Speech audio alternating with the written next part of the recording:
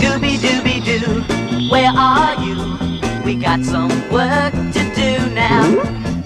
Scooby-dooby-doo. Wow, I can't believe that's your mom. I mean, playing God, removing brains, that's some white people shit. She was always a trailblazer. But before I end this, I want you to know one thing. I can't feel any of this.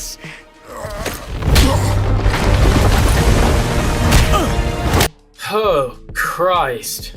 This show, man. I don't know where to begin on this one exactly, but holy hell. What an absolutely devastating amount of torture I just put my eyes and ears through. Honestly, how the hell does something like this even make it to production? Oh, wait. Let's back up a sec. Does anyone here remember the Scooby-Doo TV show? You know, the kids show from the 70s? Well, congratulations. You can promptly forget everything about that show now, because any prior knowledge about that show will only ruin your viewing experience of this show. Just trust me on this one, okay? It does this, of course, by giving you a low bar level of shoes to fill in regards to the quality of entertainment that this show is simply not even remotely capable of matching, much less surpassing in any way. I never knew it was possible, but here we are.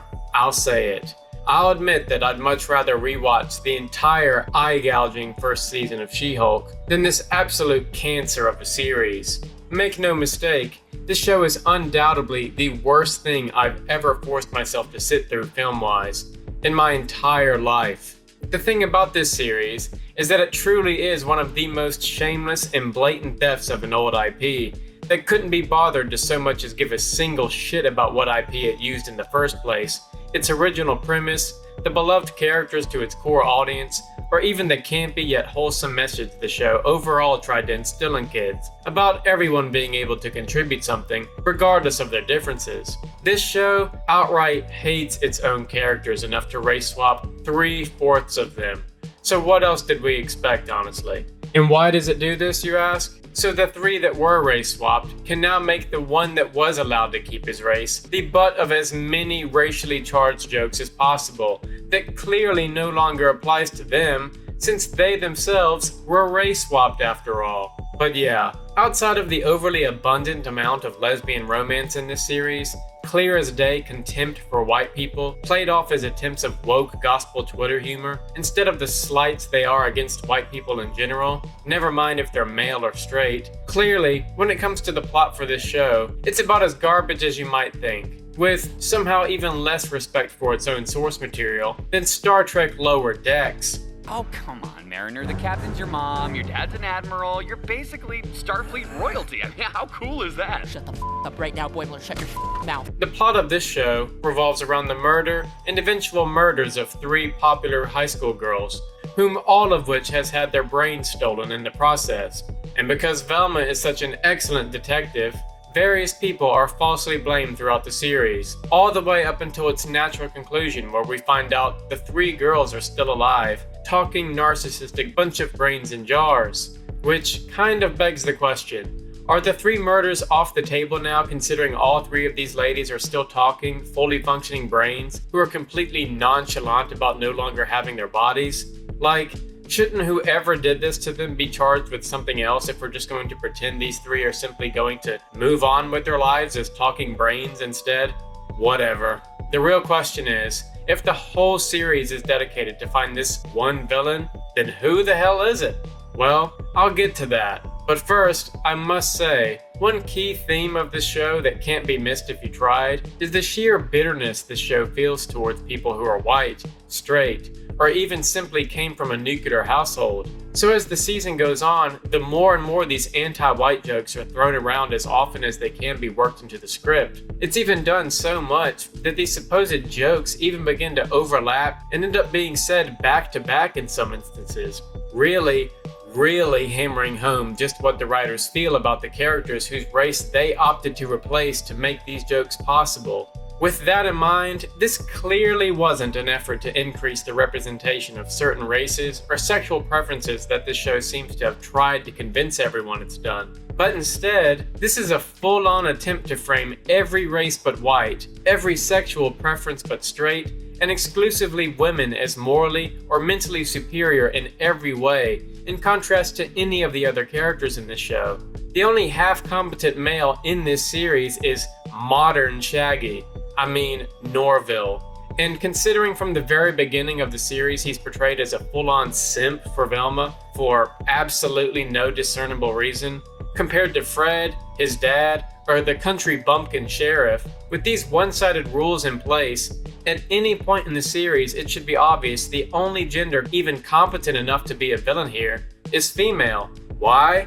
Because if every male character is portrayed as mentally challenged, especially if they're white, then clearly this show would only last a single episode with Velma on the case. So don't be surprised if at the end of the show, it's exactly who it could only ever be. The straightest, whitest, richest, least diverse person who actually has a brain.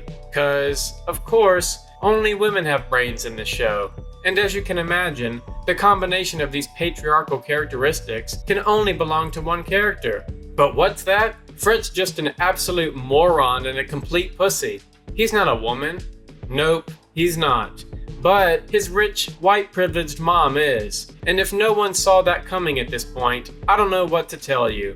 After all, she's the smarter version of Fred, with a certain gender that allows her to be intelligent enough to avoid detection the entire season. Who the hell else could this villain have ever possibly been? Exactly. Literally no one else. And here I thought your kind was supposed to be so enlightened, so much better than us, so much smarter. But Judge, wait a moment. Brains in jars? What the hell is her motive for any of this? Well, remember the garbage plot I mentioned earlier, dear viewer? Good, because unfortunately, as with every dumpster, they can all be lit on fire if things weren't already bad enough. And yeah, this plot is about to get even worse. You see, with Fred having a micro-penis to match his brain development, this unfortunately makes him a poor choice to inherit his father's super successful company. It's only successful, of course, thanks to his wife. And, seeing the company's future in jeopardy, his mother decides that even though throwing away her own son's brain would actually be killing him, that she should use a more diverse young lady's brain to inhabit his body instead. Wanting them to be like her, she chooses, quote, hot, popular girls as her target. Never mind the fact that they're underage, of course. But, at the last minute, decides Velma herself would be the perfect brain of choice to occupy Fred's body instead.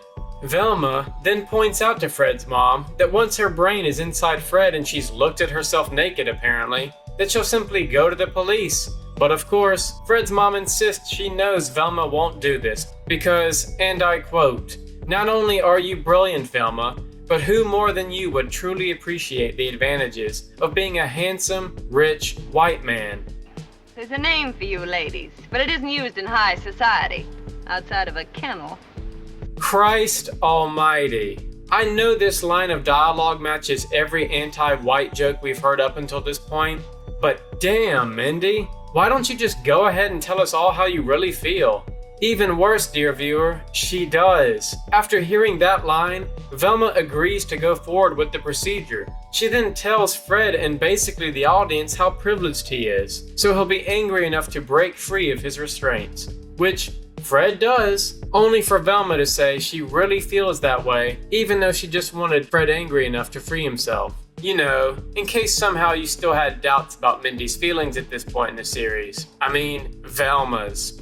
Anyways, not Shaggy shows up and accidentally causes Fred's mom's death when she tries to shoot him and is crushed to death by part of the cave that fell on top of her, splattering everyone in the cave with an excessive amount of blood.